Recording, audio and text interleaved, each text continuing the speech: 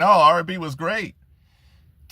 And then out of nowhere, we hear these keys that da-dum, da-dum, and there's this Brown Sugar video by this guy named D'Angelo.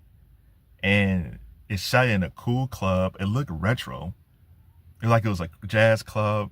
You had young people and old people in the video, people having a good time, and a guy with cornrows playing the organ, talking sing like this. Oh, sugar, when you come to me.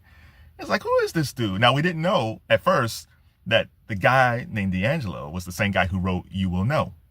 For I think it's Black Men United. I think that was off the Jason's Lyrics soundtrack. We had a who's who in Black R&B male singers. Go watch You Will Know. So D'Angelo wrote that. And then we find out that he's this guy on these keys. And he was the first guy with the cornrows. It wasn't Allen Iverson. It was D'Angelo. He's the one that brought back cornrows. And Brown Sugar was the song that we didn't know we needed. Honest to God, like going back there in the 90s, you still had the brand new heavies. You had Tony, you had Mick Edition. Like the early to mid 90s was great. And then this thing happened. This neo soul movement happened. Kadar Massenberg was D'Angelo's manager. Kadar would start his own label.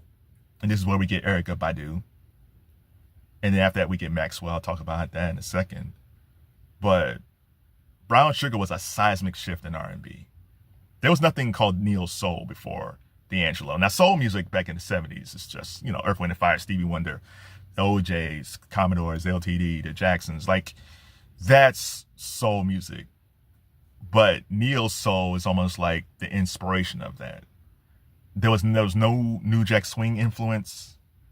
It was its own entity. And D'Angelo didn't sound like anybody. He didn't sound like R. Kelly. He didn't sound like Casey and JoJo. He didn't sound like Boyz II Men. He didn't sound like Stevie Wonder. He had his own unique sound and style. And the video was wonderful. And then the album comes out. We get Lady. You're my lady. And then we get the remix with Erykah Badu in it. Oh, I love Erykah so much. I love Erykah. You get Lady. You get his remake of Cruising by Smokey Robinson. You had Me and Those Dreamy Eyes. Oh my God. The young kids always talk about a vibe today. It's like everything's a vibe. Like they want a vibe in R&B. It's like, no. I don't know what y'all doing in 2025, but 1995, 1996, 97, that was a vibe. That neo soul era with D'Angelo, Erykah, and Maxwell, that's a vibe. Erykah drops Baduism, and then Maxwell drops Urban Sweet Hangout. And he wasn't part of that tree with D'Angelo and Erykah, because Maxwell made that album years prior. It was just sitting on the shelf.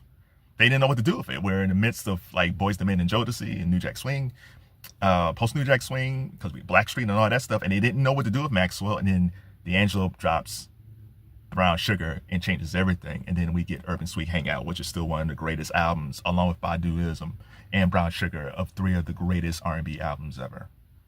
I don't know last time you can look at R&B where you have three people in a row who are musically so different, similar but different, but icons at the same time. People call people icons all the time today. No, those people, D'Angelo, Erykah, and Maxwell, were icons on their debut album. And those albums still stand the test of time like 30 years later.